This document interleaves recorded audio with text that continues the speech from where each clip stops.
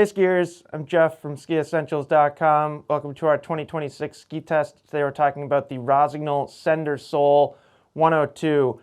Returns for another season, same build, same graphic, great ski. I really enjoy what Rossignol has done with their line of kind of wider all-mountain and freeride skis. For a few years there, it just felt a little bit too confusing. There were Sender 104 Ti, Sender 106 Ti2. It was just a little bit confusing and a little bit hard to choose what's right for you. And now they've kind of just made a clear distinction between Sender Sole and Sender Free. So if you're more of a directional skier, you're probably going to want to go the Sender Sole direction. If you're more of a kind of freestyle inspired skier, or you just prefer increased tail rocker, then you got the Sender Free skis. So I think it makes it far easier to choose what's right for you. I also think they really did a really good job with the development of this ski. It's got that name Sole in it, and in those kind of previous years that I was talking about when things got a little bit gray,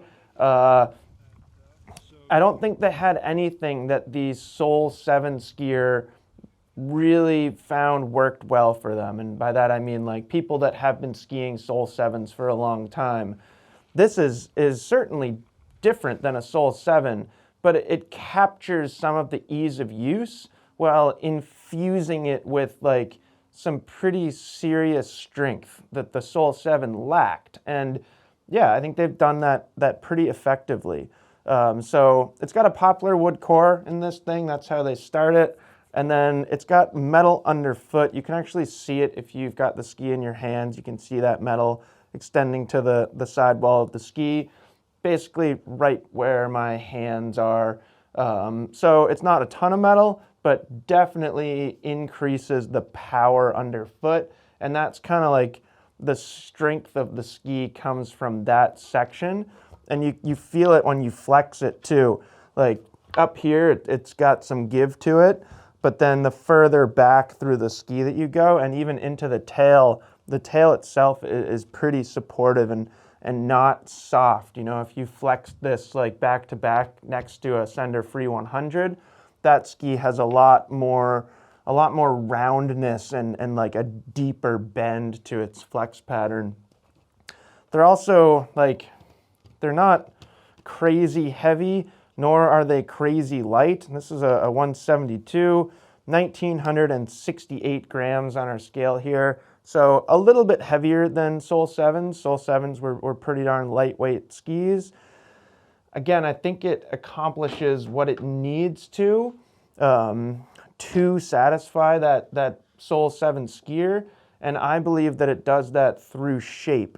So the shape is really nice. It's got a decent amount of tip rocker up here, some smooth early taper, not as abrupt as that old Sole 7.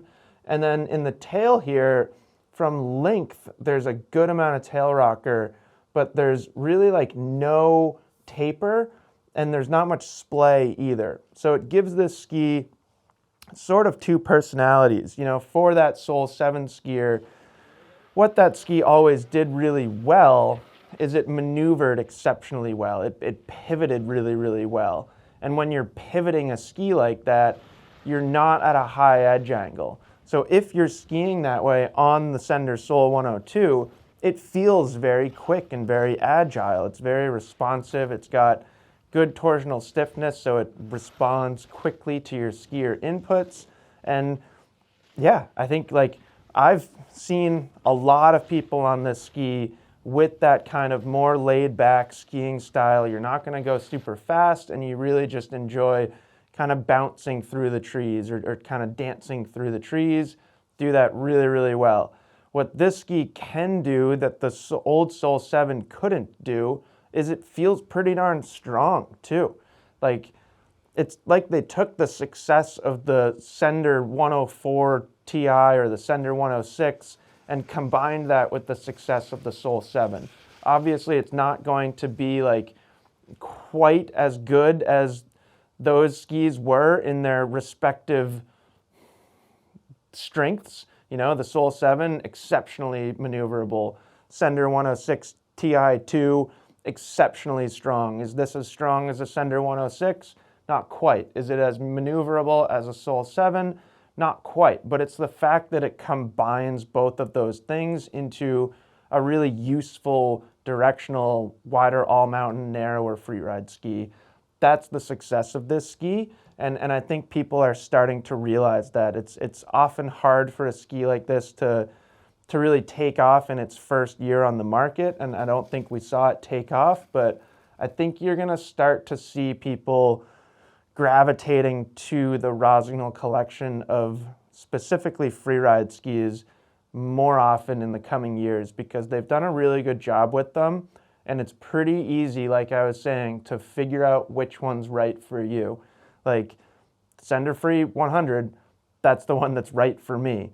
This one, great for somebody like Bob. So awesome job from Rossignol, great ski. Let us know if you have any questions about it, as always, and we will see you out there on the slopes.